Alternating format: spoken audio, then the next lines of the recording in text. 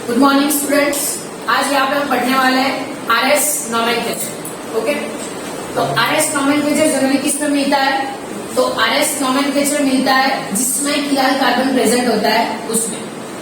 तो आगे हमने ऑलरेडी कीराल कार्बन के बारे में पढ़ लिया है। ऐसा जो कोई अगर कार्बन है कि जिसकी चारों वैलेंसी कैसी है? डिफरेंट। ओके, तो उसको क्या बोलेंगे हम? कीराल कार्बन। अब ये जो कीराल कार्बन है इसके हमको नोमेनक्लेचर डिसाइड करनी है, यानी कि वो आर कन्फिगरेशन वाला है कि एस कन्फिगरेशन वाला है, वो हमको डिसाइड करना है। तो हम डिसाइड कैसे करेंगे कि वो आर नोमेनक्लेचर वाला है कि एस कन्फिगरेशन वाला है? तो उसके लिए प्रॉपर कोई रूल है। तो सपोज कि यहाँ पे मैं कोई भी एग्जाम्पल ले रहा हूं, तो फर्स्ट इसमें प्रायोरिटी असाइन करनी होती है कि प्रायोरिटी कैसे देते हैं। ओके, तो प्रायोरिटी यहाँ पे हम एटॉमिक नंबर और एटॉमिक मास के हिसाब से दे रहे हैं। तो चलो इसमें पहले सपोज कि कोई एग्जाम्पल है,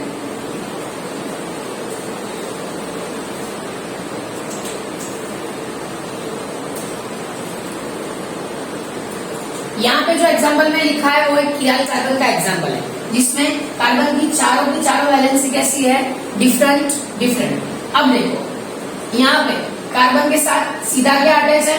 दूसरा कार्बन, एक साइड हाइड्रोजन, एक साइड नाइट्रोजन एंड एक साइड ऑक्सीजन। अब इसको क्या करना है? हमको 1 to 4 नंबर की प्रायोरिटी देनी है। कैसे देंगे? तो कार्बन के साथ यानी कि कीराल कार्बन के साथ जो भी एटम अटैच है उसका एटॉमिक नंबर हमको ध्यान में लेना है। तो यहाँ पे ऑक्सीजन का एटॉमिक नंबर 8, कार्बन का 6, हाइड्रोजन का 1 एंड नाइट्रोजन का 7। ओके, अब देखो कार्बन के साथ जितने भी टोटल 4 एटम अटैच है उसमें से हायर एटॉमिक नंबर वाला जो है उसको हमको पहली प्रायोरिटी देनी है। यानी कि इसमें जो भी 4 एटम यहाँ पे अटैच है उसमें से पहला नंबर हम किसको देंगे? ऑक्सीजन वाले कंपाउंड यानी कि OH ग्रुप को देंगे। क्यों? तो आरएस नोमेनक्लेचर के रूल्स के हिसाब से कीराल कार्बन के साथ जुड़ा हुआ ऐसा एटम कि जिसका एटॉमिक नंबर सबसे हाईएस्ट है वो यहाँ पे फर्स्ट प्रायोरिटी पे असाइन होगा, यानी कि यहाँ पे OH की प्रायोरिटी सबसे ज्यादा आएगी। क्लियर? इसके बाद बाकी बचे 3, नाइट्रोजन, हाइड्रोजन एंड कार्बन। इसमें से फर्स्ट प्रायोरिटी आएगी, यानी कि फर्स्ट के बाद सेकेंड प्रायोरिटी आएगी नाइट्रोजन की। क्लियर? इसके बाद क्या आएगा? कार्बन और हाइड्रोजन की सबसे लोएस्ट प्रायोरिटी आएगी, यानी कि 4 नंबर आएगा। ओके, क्योंकि इसका एटॉमिक नंबर कौन सा है? 1। क्लियर? प्रायोरिटी अगर इस हिसाब से दे दी तो इसके बाद हमको आर या तो फिर एस कन्फिगरेशन असाइन करनी है, जो कि एक एब्सोल्यूट कन्फिगरेशन है। तो इसमें क्या करेंगे हम? तो ये जो हमने नंबरिंग दी है उस हिसाब से करना क्या है हमको? 1 से लेके 2 तक जाना है। कहाँ जाना है? 1 to 2। यहाँ पे 1 नंबर है, यहाँ पे 2 नंबर। करना क्या है हमको? 1 नंबर से लेके 2 नंबर तक जाना। क्लियर? तो यहाँ पे देखो हम 1 नंबर से 2 नंबर तक जाते हैं। अब यहाँ पे जब भी हम नंबरिंग पे मूव हो रहा है तब हमको एरो देखना है कि जो हमने एरो लगाया है वो क्लॉकवाइज है कि एंटी क्लॉकवाइज है।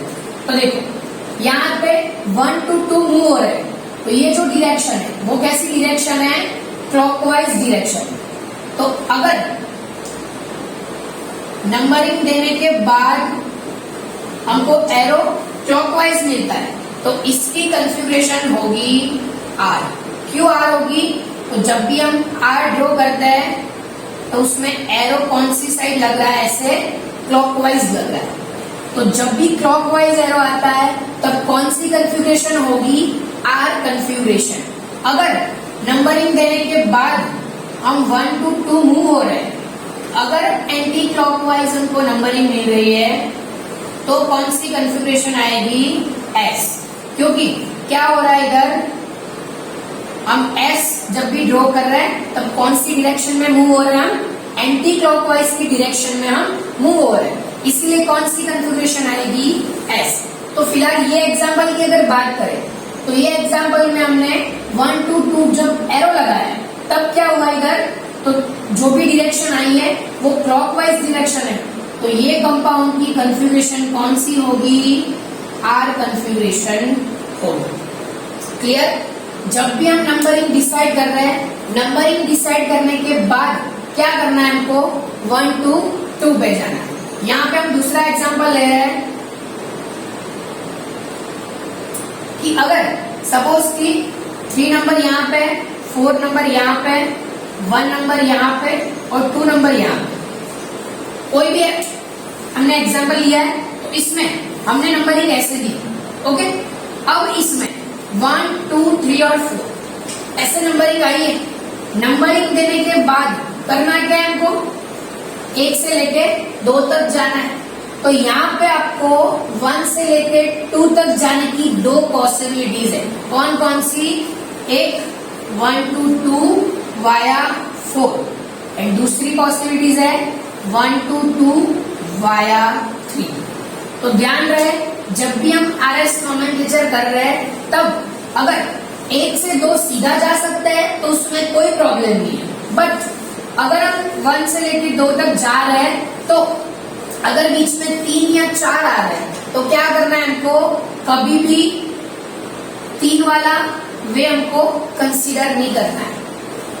तो ध्यान रखना कि जाना कहाँ पे है, 1 to 2 but always via 4 not via 3। हमको कभी भी 1 से लेके 2 तक जाने के बीच में 3 आना नहीं चाहिए। कौन सा नंबरिंग आना चाहिए, कंपल्सरी 4। तो अभी आप देख सकते हो कि क्या हुआ, इधर 1 से लेके 2 तक कहाँ पे आए हम, तो क्लॉकवाइज डायरेक्शन में आए। ओके, अब तो ये बात आपको ध्यान में रखनी है कि जब भी हम 1 से लेके 2 तक जा रहे हैं, अगर बीच में 3 या तो 4 आ रहा है तो कौन सा वे हमको कंसीडर करना है, वाया 4 वाला। रूल नंबर 3 करना क्या है, तो इसके बाद यही एग्जांपल रिपीट कर रहे हैं हम कि अगर हमने नंबरिंग दे दी और नंबरिंग इस हिसाब से आई है 1 2 3 और 4, तो अब जब भी नंबरिंग कंसीडर करें तब हमको 4 नंबर को ध्यान में रखना है। ओके, ये वर्टिकल है, ये हॉरिजॉन्टल है। ओके, तो 4 नंबर जब भी हॉरिजॉन्टल लाइन पे आ रहा है तभी हमको ध्यान में रखना है कि जो भी हमारी कन्फिग्रेशन आ रही है उसको हमको रिवर्स करनी है। पहले रेगुलर कन्फिग्रेशन कर लेते हैं। तो देखो 1 से लेके क्या करना है हमको, 2 तक आना है, तो हम आ गए वाया 4। ये वाला वे हमने कंसीडर नहीं किया है। अब देखो 1 से लेके 2 तक आए, 4 आया बीच में, तो कोई बात नहीं है, ये वे हम कंसीडर कर सकते हैं। इसके बाद जस्ट अभी जो सीखा रूल नंबर 3 कि जब भी 4 नंबर हॉरिजॉन्टल लाइन पे आता है तो क्या याद रखना है, तो पहले हम इसकी कन्फिग्रेशन लिख लेते हैं। कौन सी कन्फिग्रेशन आएगी, आर। बट जब भी 4 नंबर हॉरिजॉन्टल लाइन पे होता है तो इसकी जो रियल कन्फिग्रेशन है उससे हमको रिवर्स लेनी है। मतलब कि जो हम एरो लगा रहे हैं तो एरो में कौन सा आ रहा है, आर कन्फिग्रेशन आ रहा है। अगर एरो के हिसाब से आर कन्फिग्रेशन आ रहा है और 4 नंबर हॉरिजॉन्टल लाइन पे तो हमको इससे रिवर्स वाला यानी कि आर से रिवर्स कौन सा हुआ, एस। तो यहाँ पे हमको एस कन्फिग्रेशन कंसीडर करनी है। ओके, तो थर्ड वाला रूल भी ध्यान में रखना है। Rule number 4, expansion of multiple bonds. Suppose की कोई वैलेंसी पे मल्टीपल बॉन्ड वाला यानी कि एल्डिहाइड, फिर एसिड, फिर CH डबल बॉन्ड CH2, ऐसी बहुत सारी वैलेंसी हो सकती है। ऐसा नहीं कि कीराल कार्बन में कभी भी मतलब ऐसे मिथाइल OH NH2 ऐसा ही जुड़ा हुआ, कोई भी ग्रुप अटैच हो सकता है। ओके, अब कोई भी ग्रुप अटैच हो रहा है तो इसमें अगर मल्टीपल बॉन्ड है तो उसको हमको एक्सपांड करना है। कैसे करेंगे एक्सपांड? तो हम यहाँ पे एग्जांपल CHO का ले रहे हैं।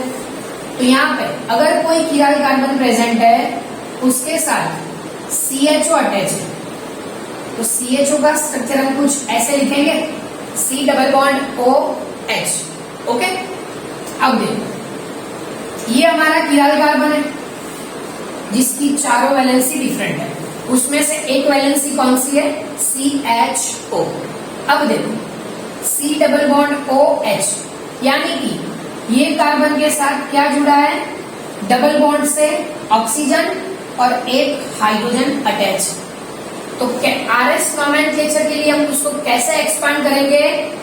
तो ये जो कीराल कार्बन है उसके साथ एक कार्बन, फिर ऑक्सीजन कितने बॉन्ड से अटैच है? यहाँ पे डबल बॉन्ड से अटैच है, तो उसको क्या करेंगे हम? ऐसे सिंगल सिंगल 2 टाइम्स ऑक्सीजन को लिखेंगे, यानी कि मल्टीपल बॉन्ड में एटम जितने बॉन्ड से जुड़ा है वो सारे बॉन्ड को हम सिंगल सिंगल बॉन्ड से रिप्रेजेंट करेंगे। यहाँ पे C double bond O attach है, तो कार्बन से single bond oxygen, 2 double bond है यानी कि 2 बॉन्ड है कार्बन ऑक्सीजन के बीच में, तो एक बॉन्ड हमने यहाँ पे शो किया, एक बॉन्ड हमने यहाँ पे शो किया, और फिर बाद में क्या लिखेंगे? ये वाला H लिखेंगे। फिर हम एक्सपांड कर रहे हैं C डबल बॉन्ड OH को, तो ये है हमारे पास कीराल कार्बन, फिर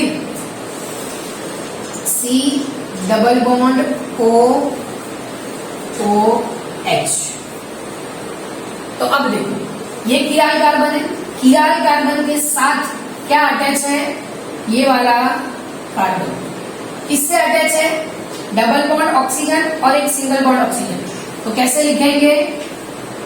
तो ये वाला कीराल कार्बन, फिर कार्बन, इसके साथ 2 ऑक्सीजन है, तो 1 2, ये वाला हो गया डबल बॉन्ड से ऑक्सीजन है, तो हमने 2 टाइम्स क्या किया? सिंगल सिंगल ऑक्सीजन को लिखा, फिर इसके बाद ऑक्सीजन और फिर H। तो जब भी CHO and C double OH दोनों साथ में प्रेजेंट है तो हमको नंबरिंग किसको देनी है? तो इसके लिए हमको क्या करना पड़ेगा? डबल बॉन्ड का एक्सपांशन करना पड़ेगा। तो इसके लिए हम फिर से एग्जांपल स्टार्ट कर रहे हैं। यहाँ पे आपको जितने भी रूल है प्रायोरिटी के, फिर हॉरिजॉन्टल लाइन के और डबल बॉन्ड के एक्सपांशन के, वो सारे रूल आपको ध्यान में रख के क्या करना है? RS कन्फिग्रेशन डिसाइड करनी है। तो देखो यहाँ पे हम एग्जांपल ले रहे हैं CHO, C double OH, CH, CH3 twice and OH। First rule क्या था? तो कार्बन के साथ जो भी फर्स्ट एटम अटैच है उसका एटॉमिक नंबर कंसीडर करना है। तो यहाँ पे ऑक्सीजन यानी कि 8 नंबर, यहाँ पे कार्बन 6, यहाँ पे कार्बन 6, यहाँ पे कार्बन 6। क्या हुआ इसमें? तो फर्स्ट नंबर तो हम किसको देंगे? ऑक्सीजन को। बाकी बचे 3, तो तीनों में आप देख सकते हो कि यहाँ पे भी कार्बन है, यहाँ पे भी कार्बन है, यहाँ पर भी कार्बन है। तो क्या करेंगे हम? इसके जो नेक्स्ट एटम है, कार्बन के बाद जो नेक्स्ट एटम आ रहा है हम उस पे जाएंगे। तो देखो जैसे मैंने आगे बोला CHO का एक्सपेंशन कैसे होगा? COOH, फिर C डबल OH का COO एंड H। यहाँ पे तो ये वाला कार्बन 2 कार्बन और हाइड्रोजन से अटैच है, यानी कि C और H। तो यहाँ पे देखो सब में फर्स्ट कार्बन कॉमन है, तो हम इसको कैंसिल कर देते हैं। फर्स्ट कार्बन इसमें और इसमें। इसके बाद देखो तो ये कार्बन किससे अटैच है? कार्बन कार्बन हाइड्रोजन, तो एटॉमिक नंबर 6 6 और 1।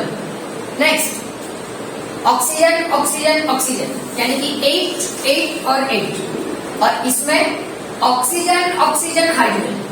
तो यहाँ पे आप देख सकते हो कि इसमें 2 ऑक्सीजन है, इसमें 3 ऑक्सीजन है।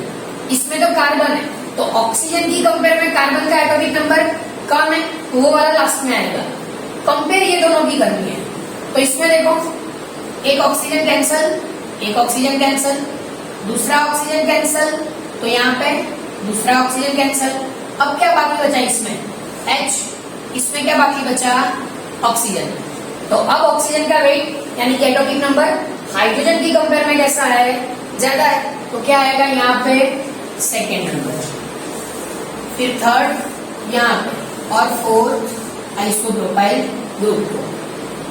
नंबरिंग हो गई डिसाइड। इसके बाद दो बातें ध्यान में रखनी है, 1 to 2 जाना है, वाया 3 नहीं जाना है, वाया 4 जाना है। दूसरा, फोर्थ नंबर हॉरिजॉन्टल में हो तो हमको जो भी आंसर आ रहा है वो चेंज कर देना है। तो देखो यहाँ पे 4 नंबर हॉरिजॉन्टल में नहीं है, तो ऐसी कोई भी दिक्कत नहीं आएगी, जो हमारा रियल आंसर आ रहा है वही रखना है। हम जा रहे हैं 1 to 2, तो देखो यहाँ पे जा सकते हैं, यहाँ से भी जा सकते हैं, बट यहाँ पे बीच में 3 आ रहा है, कैसे जाएंगे? ऐसे। तो ये जो डिरेक्शन है कौन सी हुई? Anti clockwise. एंटी क्लॉकवाइज है तो हमारा आंसर क्या आएगा? S. Okay, anti clockwise configuration है तो क्या आंसर आएगा हमारा? S configuration. यहाँ पे लास्ट एक एग्जांपल आरएस नोमेनक्लेचर का।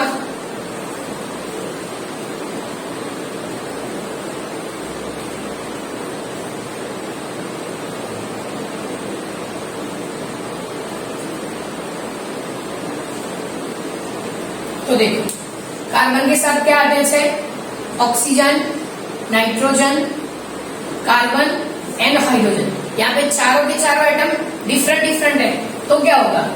तो यहाँ पे फर्स्ट नंबर ऑक्सीजन को, क्योंकि इसका एटॉमिक नंबर 8 है, फिर सेकेंड यहाँ पे, थर्ड यहाँ पे, 4 यहाँ पे। आप देख सकते हो कि यहाँ पे 4 नंबर हॉरिजॉन्टल लाइन पे है, तो क्या होगा? 4 नंबर अगर हॉरिजॉन्टल पे है तो हमको जो भी आंसर आ रहा है लास्ट में हम उसको चेंज कर देंगे। तो देखो कहाँ जाना है? 1 to 2, तो यहाँ पे देखो सीधा जा सकता है, बीच में कोई नंबर नहीं आ रहा है। कौन सी डायरेक्शन है? एंटी क्लॉकवाइज, यानी कि ओरिजिनल आंसर क्या आता है? एस। बट 4 नंबर हॉरिजॉन्टल पे है, तो आंसर कौन सा कंसीडर करेंगे? यहाँ पे आर। एट लास्ट, अगर कोई भी एग्जाम्पल में आइसोटॉप दिए, जैसे कि यहाँ पे हाइड्रोजन, फिर यहाँ पे मिथाइल, यहाँ पे ड्यूटेरियम और यहाँ पे ट्रिटियम, तो आगे हमने जितने भी एग्जाम्पल लिए उसमें हमने एटॉमिक नंबर डिसाइड किया है। बट ये तीनों आइसोटॉप है हाइड्रोजन के, यानी कि इसका भी एटॉमिक नंबर 1, इसका भी एटॉमिक नंबर 1, इसका भी एटॉमिक नंबर 1। तो उस टाइम क्या करेंगे हम? उसका एटॉमिक वेट ध्यान में लेंगे। तो ड्यूटेरियम, ट्रिटियम और प्रोटियम, इसमें से ड्यूटेरियम, ट्रिटियम का 3, ड्यूटेरियम का 2 और प्रोटियम का 1 है। तो पहले ये वाला कार्बन, फिर ट्रिटियम, फिर और लास्ट में H। कहाँ जाना है? 1 से लेके 2 तक। यहाँ पे जाएंगे वाया 4। कौन सा आंसर आ रहा है? एंटी क्लॉकवाइज यानी कि S, और 4 नंबर वर्टिकल में, तो जो हमारा ओरिजिनल आंसर आ रहा है वो ही रहेगा। तो यहाँ पे कौन सी कंफिग्रेशन आएगी? S कंफिग्रेशन आएगी। तो यहाँ पे आपका आरएस नोमेनक्लेचर का टॉपिक कंप्लीट हो रहा है। इसके बाद हम देखेंगे डीएल नोमेनक्लेचर। तब तक सबको जय श्री कृष्ण।